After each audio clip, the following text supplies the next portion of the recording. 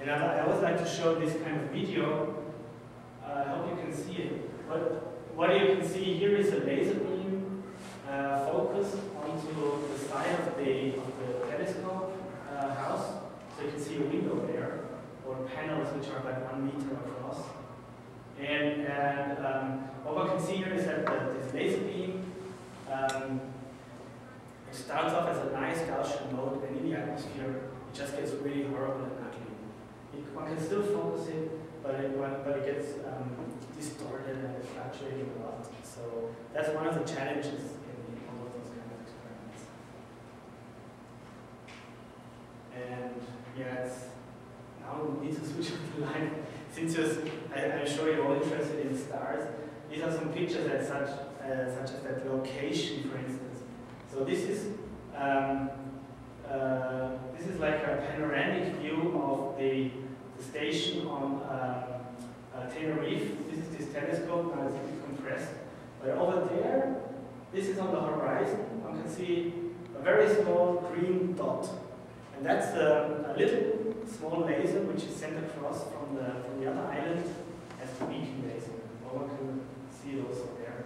Actually, this green beam is the outgoing beam, actually. So on the horizon, where is it now? It's here. And that's 144 kilometers, and it's just essentially like this laser photon. It's not much more power. But since it's so well confined, we can still see it with the naked eye on the horizon.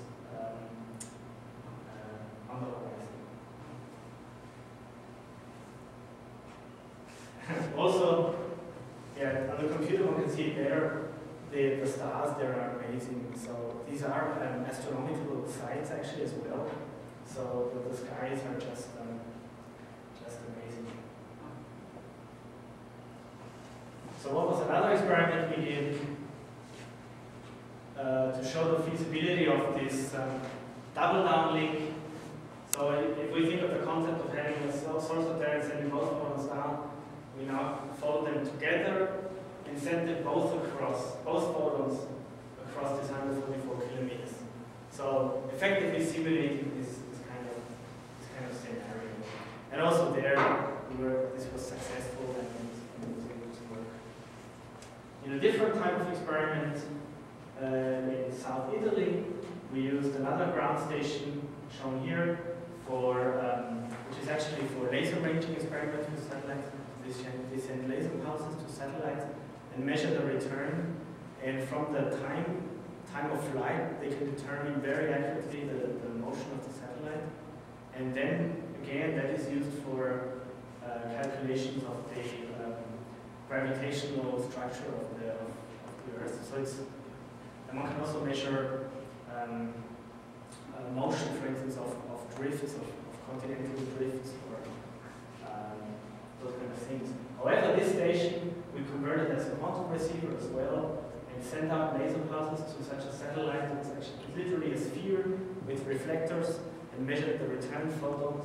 And in that way, we operated in a regime where only one photon at a time is reflected. So that way we simulated a quantum source on the satellite, and we're also able to receive that signal amongst the noise, and that's another proof of the feasibility. So the long-term experiments, so all of this is nice, but there is a long-term vision again as well with those quantum experiments. In the future, one will maybe have a flotilla of satellites up there, which build up a whole quantum network, and then we can distribute quantum states or entangled states to 82 points on the world. There are other possible applications, for instance, like quantum-assisted clock synchronization between, for instance, a ground station and a space station. And for fundamental experiments, there's also a lot of long-term goals there. So, for instance, one could consider extending entanglement between Earth and Moon. Maybe if there one day might be a moon base up there, and even let human observers tune the polarization in such a correlation experiment. And interestingly, with that we would have the free will of humans involved in a physical experiment. And so So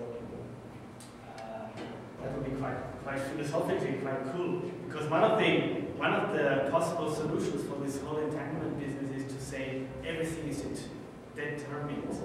So even sources of randomness, it's all predetermined. And what is the last resort for philosophers is free will. That should be at least the last kind of thing which is not predetermined. But if you could do such an experiment and still see this entanglement, even free will would have to be included in the potentially predetermined things. And there's much more on the long-term horizon, as well as experiments possibly with moving observers, which could bring entanglement together with relativity. And I think that's also a very interesting direction. I'm sorry, I'm seeing the time, so I have to go really fast. And come to the summary. I hope I was able to convey to you today that if we do such quantum experiments in space, quantum optics experiments, we can do fundamental experiments as well as application-oriented experiments, which are far beyond the possibilities achievable on the ground. And this could be a route to the new applications of bringing quantum networks to this global scale, going beyond those limits of fiber optic links, for instance, which are confined to those 1 or 200 kilometers. And the proof of principle of those kind of things is shown. It's all there, and there are studies underway to come up with designs of such missions.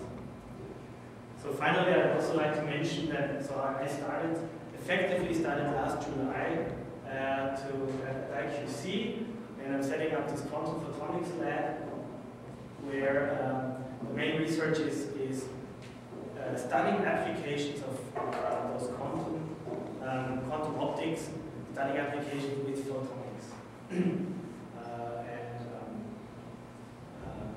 So the group is already growing, it's very nice, and now there are actually six direct group members and a whole bunch of indirect group members, which we collaborate with, so the lab is sometimes really packed. And so for those who are interested, we could now go back to IQC also and have a quick lab tour and see an experiment.